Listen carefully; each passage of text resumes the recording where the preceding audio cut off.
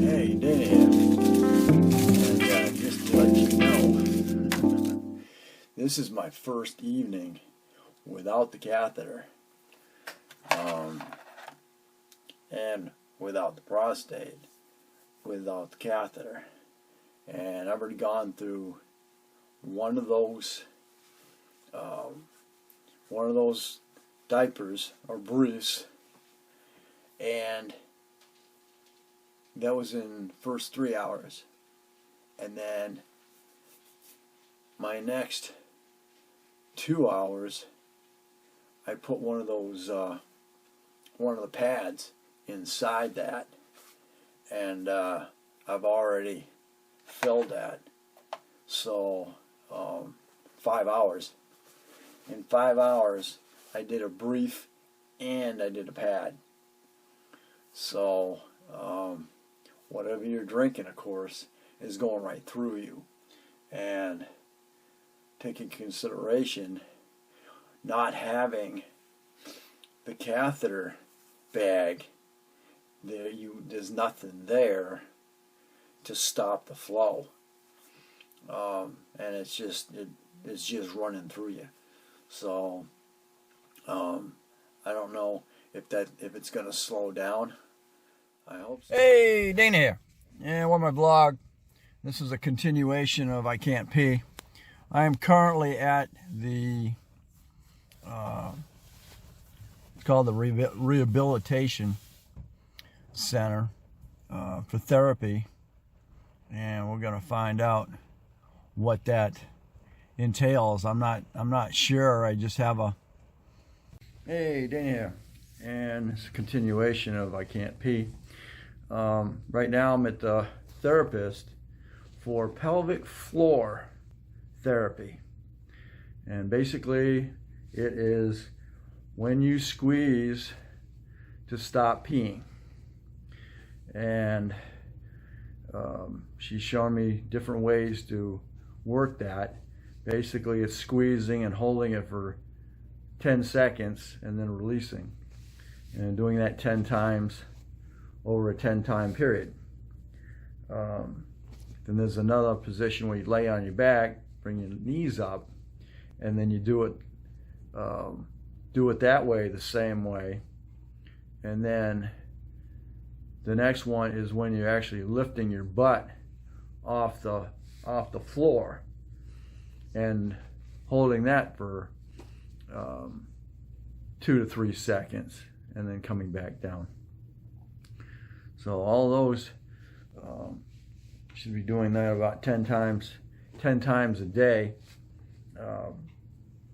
You can actually be sitting and then squeezing, and then doing it that way as well. So the main thing is to get that muscle, get those muscles to contract, and you're holding it. So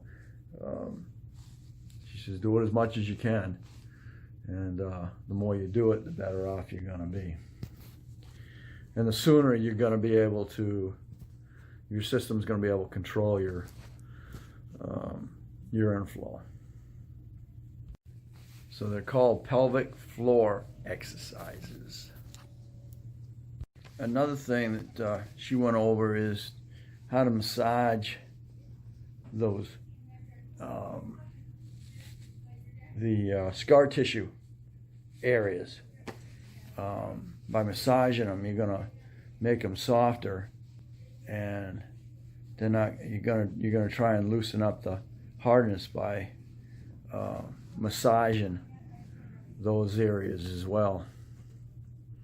Alright, let's take a look here. Okay.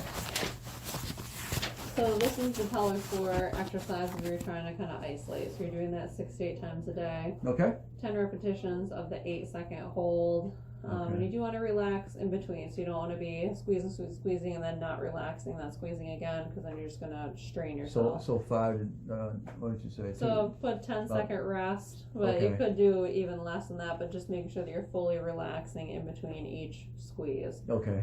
But then you can do 2 sets, so 2 sets of 10 would be 20 repetitions altogether. Okay. So at least 2 of those sets per day you're going to be lying down to try that, to really focus on isolating. So basically mornings before I get out of bed, and again when I go before I go to sleep. Yeah, the others throughout the day. And the others throughout the day. Yeah, Okay. and then I also put on there the quick flicks, like we talked about, where you're squeezing, releasing, so those quicker contractions. Okay. Especially if you're having that urge sensation, to practice that as well. Which So you do while you're sitting or driving or. Yeah. Okay. Yeah. But I do feel when I'm doing it right now, I do feel I'm probably squirting.